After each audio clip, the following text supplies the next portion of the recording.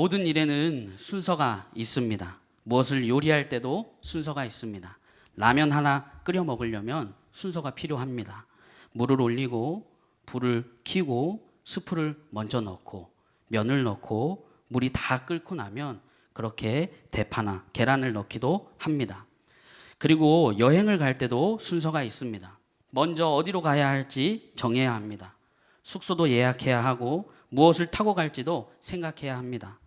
그렇게 가서 무엇을 하고 무엇을 먹을지도 결정해야 합니다. 이처럼 모든 일에 순서가 있다는 것을 보게 됩니다. 오늘 말씀에서 둘째 아들에게도 순서가 있다는 것을 알게 되었습니다. 바로 회개의 순서입니다. 물론 회개는 동시에 이루어지지만 오늘 둘째 아들이 회개하는 모습을 통해 어떤 순서로 이루어지는지 함께 살펴보고 싶습니다. 저번 주부터 돌아보니 내가 둘째입니다 라는 주제로 탕자의 비유를 살펴보고 있습니다. 저번 주의 내용은 이렇습니다. 둘째 아들이 아버지에게 재산을 미리 달라고 요구합니다. 재산을 받은 둘째 아들은 아버지를 떠나 방탕하게 삽니다.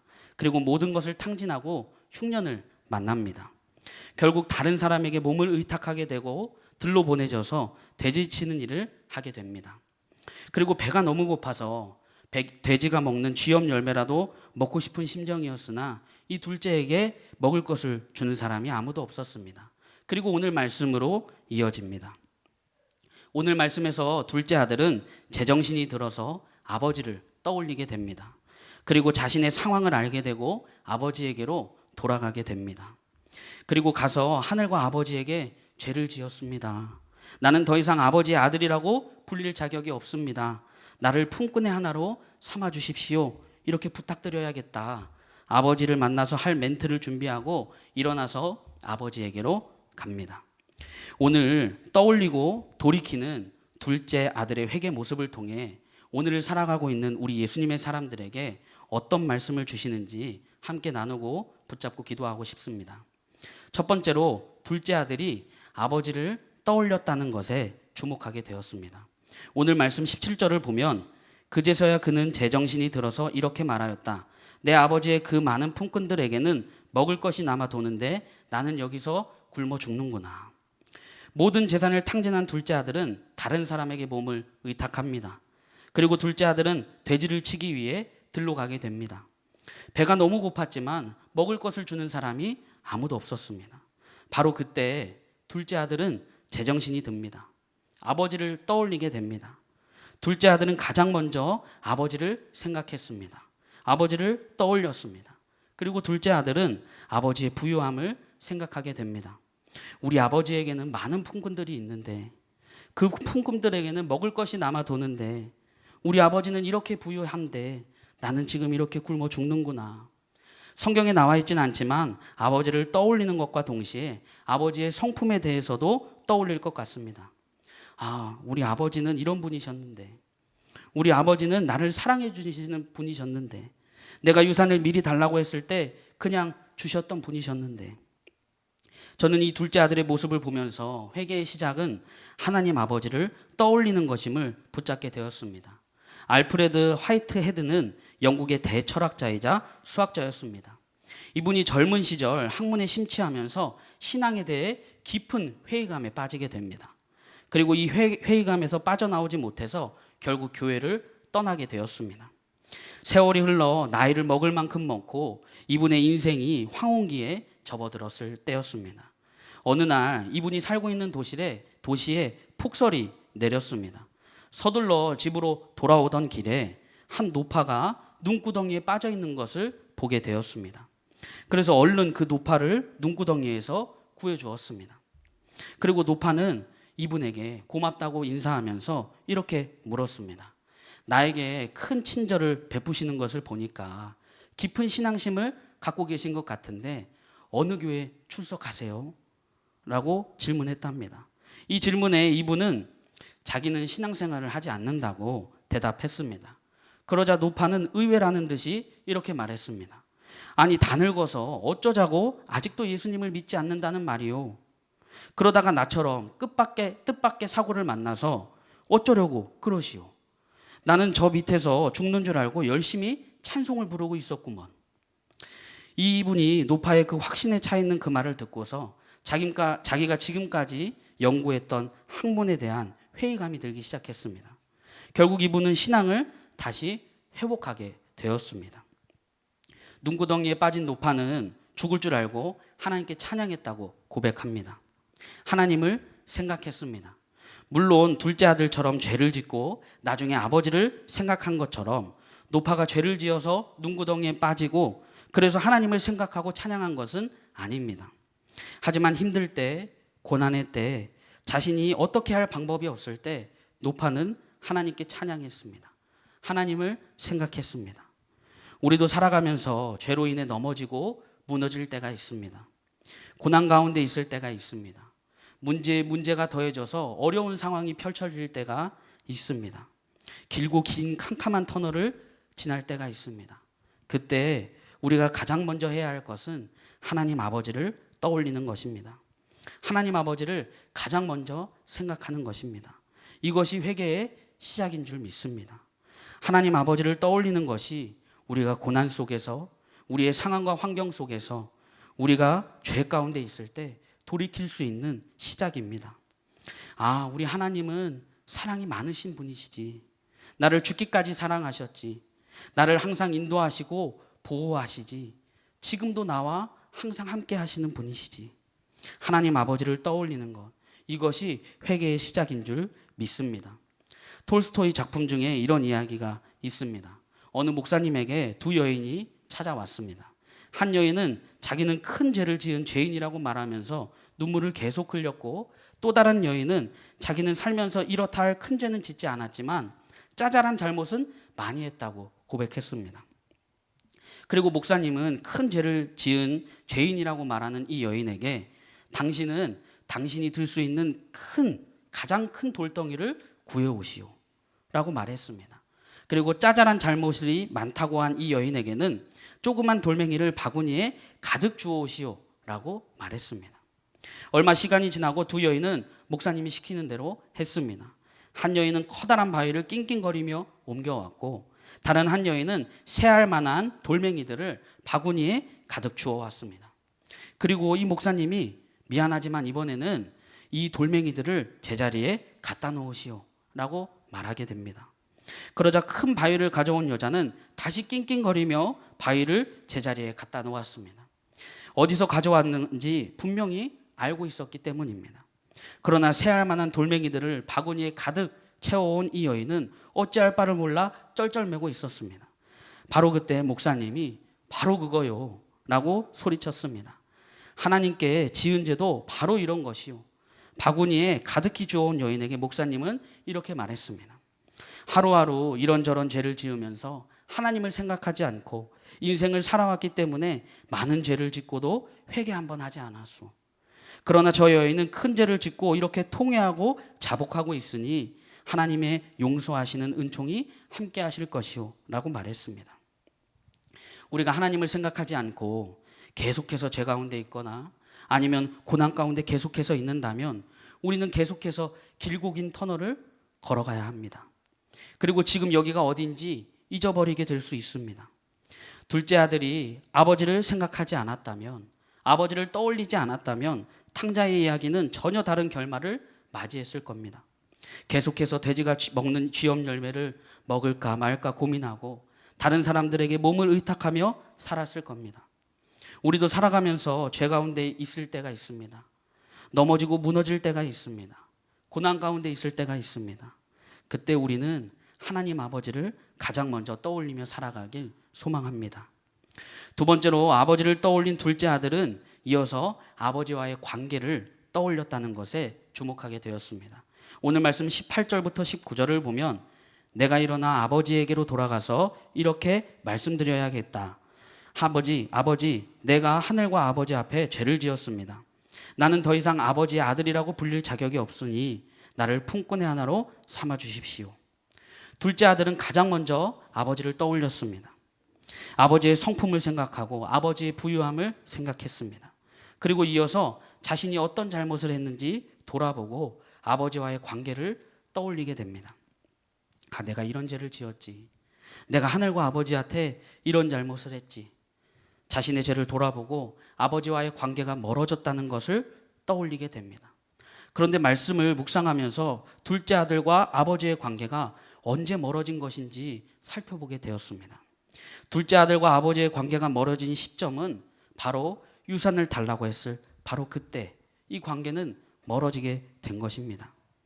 내가 아버지한테 유산을 달라 그랬을 때 아버지와의 관계가 멀어졌구나. 내가 아버지를 떠나 살기로 마음을 먹었을 때 그때 아버지와의 관계가 멀어졌구나. 이 일을 알게 된 둘째 아들은 자신은 더 이상 아버지의 아들이라고 불릴 자격이 없다고 말합니다. 그리고 자신을 품꾼의 하나로 삼아달라고 해야겠다 다짐합니다. 저는 이 둘째 아들의 모습을 보면서 우리도 하나님 아버지를 떠올리고 난 뒤에 하나님 아버지와의 관계를 떠올려야 한다는 것을 붙잡게 되었습니다. 그리고 오늘 둘째 아들이 아버지와의 관계를 떠올린 것을 오늘 우리에게 구체적으로 적용해 보고 싶습니다. 물론 우리가 둘째 아들처럼 눈에 보여지게 하나님 아버지를 떠나진 않았지만 우리가 둘째 아들처럼 영적으로 아니면 우리의 마음과 생각으로 이렇게 떨어지는 경우가 있지 않나 점검하면서 하나님과의 관계가 어떤지 살펴보기 원합니다. 멀어졌는지, 멀어지고 있는지, 떠나가고 있는지, 지금 우리와 하나님과의 관계는 어떤지 하나님과의 관계를 점검해야 한다는 것을 붙잡게 되었습니다. 하나님과 멀어졌던 성경 인물을 생각하다가 사울이 생각났습니다. 하나님께서 사울을 처음 왕으로 선택하셨을 때 사울 왕은 겸손했습니다. 그런데 왕이 된 사울은 점점 변해갔습니다. 하나님께서 사무엘을 통해 말씀하시는 것을 사울은 듣지 않았습니다. 처음 사울 왕은 하나님의 말씀에 귀를 기울였지만 점점 백성들에게 칭찬받는 것에 귀를 기울이고 자신이 어떻게 보일지에 관심을 두게 되었습니다. 아말렉을 완전히 진멸시키라는 이 말씀에 좋은 것만 남겨두고 취할 것은 취하고 골라서 진멸시켰습니다. 아과광도 살려두었습니다. 나중에는 무당까지 찾아가서 사무엘을 불러달라고 합니다. 점점 하나님과의 관계가 멀어져 나중에 하나님께 버림받는 사울의 모습을 보게 됩니다. 우리도 살아갈 때 영적으로 하나님과의 관계가 멀어질 때가 있습니다. 우리는 하나님과의 관계가 어떠한지 잘 살피고 점검해야 합니다. 하나님께서는 요나에게 아수르의 수도인 니느웨로 가라고 말씀하셨습니다. 지금으로 따지면 현재 IS가 장악하고 있는 이슬람 모술 지역입니다. 막강한 군사력을 갖고 있던 아수르는 이웃 나라들을 하나하나 정복해가며 강대국으로 거대한 제국이 되어가고 있었습니다. 당시 아수르는 주변 나라들을 노리며 위협해 왔기 때문에 이스라엘에게 있어서도 아주 위험한 적국이었습니다. 우상 숭배를 하는 것은 기본이고 전쟁 포로들을 무자비하게 다루고 약탈과 살육을 하는 아주 죄악의 극에 달한 나라였습니다. 전혀 말씀이 먹힐 리 없는 그런 곳에 가서 하나님께서는 요나에게 40일 후면 무너지리라 회개하라 외치라고 하십니다. 지금으로 치면 IS의 거점 지역이나 북한의 평양으로 가서 너희 곧 망한다 회개해라 라고 외쳐야 하는 것입니다. 그러니 요나 입장에서는 두렵기도 하고 저 나쁜 놈들이 싫었을 법도 합니다. 그런 마음을 가졌던 요나는 다시스로 가는 배를 타게 됩니다. 다시스는 니느웨와는 정반대였습니다. 요나는 요바로 가서 다시스 행에 배에 오르게 됩니다. 하지만 배가 폭풍을 만나 침몰할 위기에 처하게 됩니다. 배에 있는 사람들은 재앙의 원인을 제공한 사람이 누군지 알아보자. 그래서 제비뽑기를 합니다. 그리고 요나가 걸리게 됩니다. 결국 요나는 솔직하게 이야기하고 자신을 바다에 던지라고 말합니다. 그렇게 요나는 바닷속으로 던져졌고 폭풍은 가라앉았습니다. 그리고 요나는 하나님께서 준비하신 큰 물고기 뱃속에서 3일을 지내게 됩니다. 그리고 거기에서 기도합니다. 하나님의 말씀에 불순종한 요나는 하나님께 회개 기도합니다. 그리고 저는 요나가 물고기 뱃속에서 기도한 이 3일 동안 하나님과의 관계를 다시 생각하고 점검했던 시간이라고 붙잡게 되었습니다. 요나는 하나님의 말씀을 전하는 선지자입니다.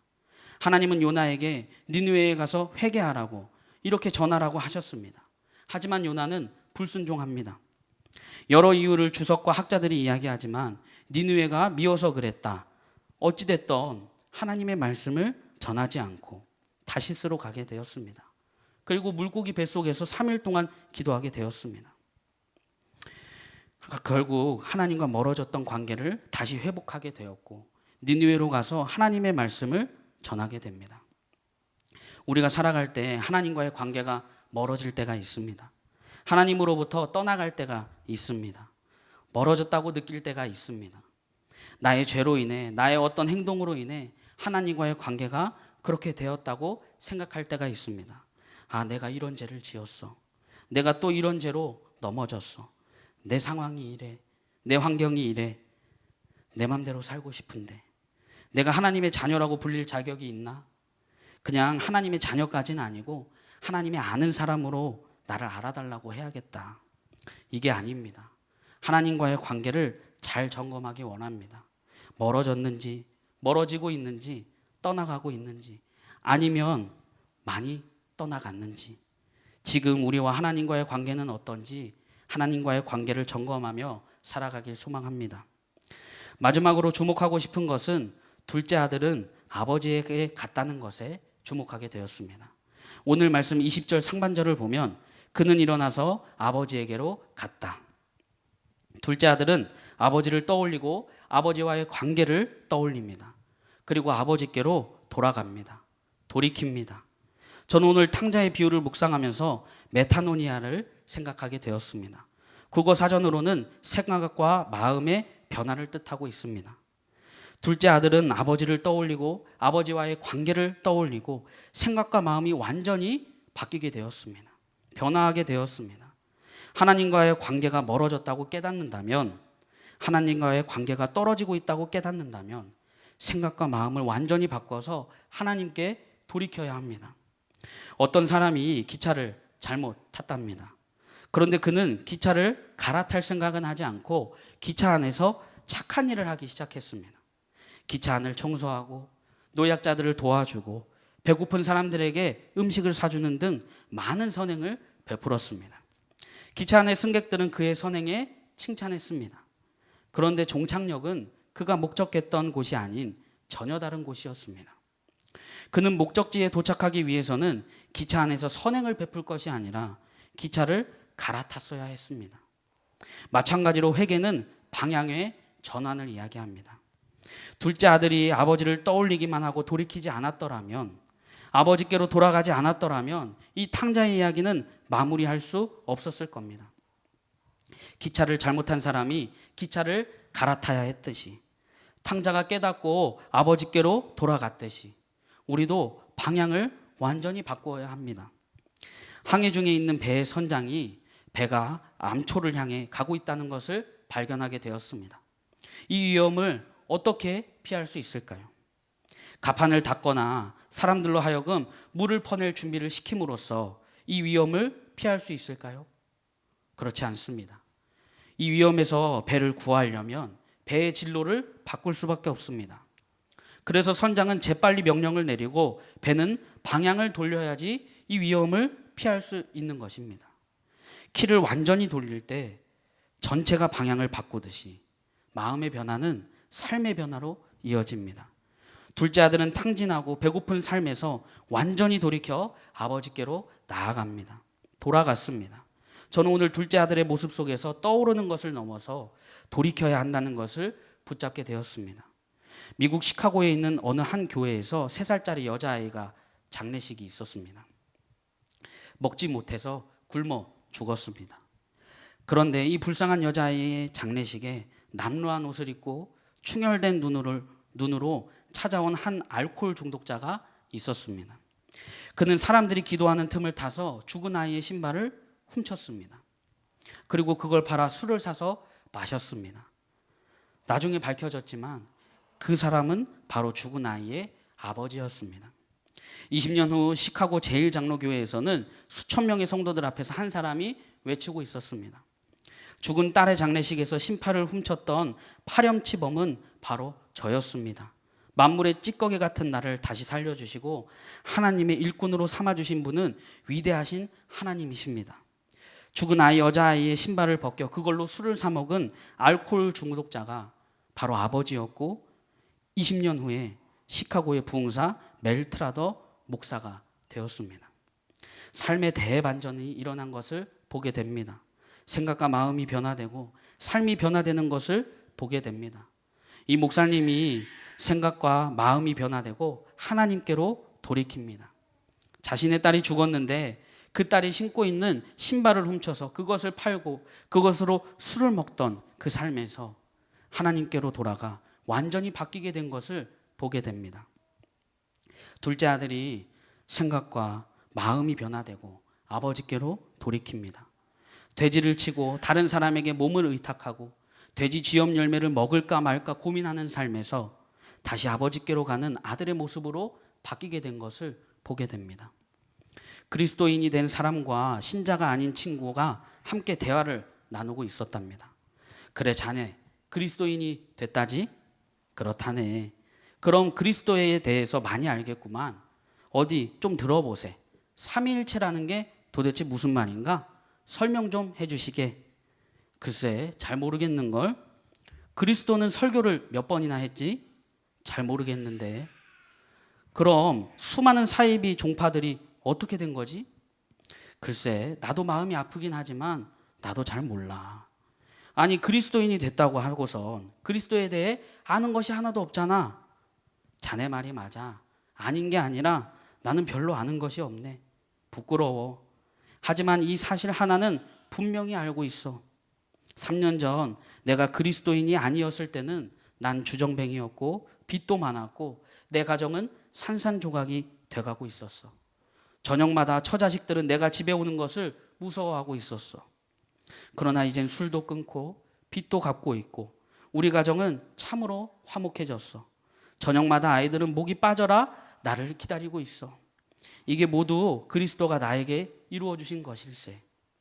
또한 나는 지독한 죄인이라는 것과 그럼에도 불구하고 하나님은 나를 이 세상에서 가장 사랑하신다는 것만은 분명히 알고 있네. 하나님이 우리를 사랑하십니다. 둘째 아들은 자신의 아버지를 떠올렸고 아버지와의 관계를 떠올렸습니다. 아버지가 나를 이렇게 사랑해 주셨지. 자신의 잘못을 깨달은 둘째 아들은 아버지께로 돌이킵니다. 우리가 살아가면서 하나님과 멀어질 때가 있습니다. 하나님과 떨어졌다고 느낄 때가 있습니다. 그때 우리는 하나님을 떠올리고 하나님이 우리를 얼마나 사랑하시는지 떠올릴 뿐만 아니라 하나님께로 돌이켜야 합니다. 완전히 돌아서야 합니다. 그리고 하나님께 나아가야 합니다. 둘째 아들이 자신의 아버지에게 돌이켰듯이 시카고의 그 주정뱅이가 돌이켰듯이 우리도 하나님께 돌이키는 삶을 사는 우리 예수님의 사람들이 되길 소망합니다. 오늘 세 가지를 살펴보았습니다. 우리가 둘째 아들처럼 눈에 띄게 하나님을 떠나거나 하진 않았지만 우리의 마음과 생각이 우리의 죄로 인해 하나님으로부터 멀어지거나 떨어지는 경우가 있다고 느낄 때가 있습니다. 그때 우리는 하나님을 떠올려야 합니다. 하나님이 나에게 이런 분이시지. 하나님은 나를 지켜주시고 보호하시는 분이시지. 하나님을 떠올려야 합니다. 그리고 우리는 하나님과의 관계를 돌아봐야 합니다. 멀어졌는지, 멀어지고 있는지, 떠나가고 있는지, 아니면 이미 멀리 떠났는지, 지금 우리와 하나님과의 관계는 어떤지 하나님과의 관계를 점검해야 합니다. 그리고 마지막으로는 우리는 주님께로 돌이켜야 합니다. 하나님께로 돌이켜 나아가야 합니다. 오늘 말씀을 붙잡고 세 가지 기도 제목으로 한 번에 기도하고 싶습니다. 첫째, 우리가 어떠한 상황과 환경 가운데 있어도, 우리가 고난 가운데 있어도, 죄 가운데 무너져 넘어져 있어도 우리 하나님 아버지를 가장 먼저 떠올릴 수 있는 마음을 주시옵소서.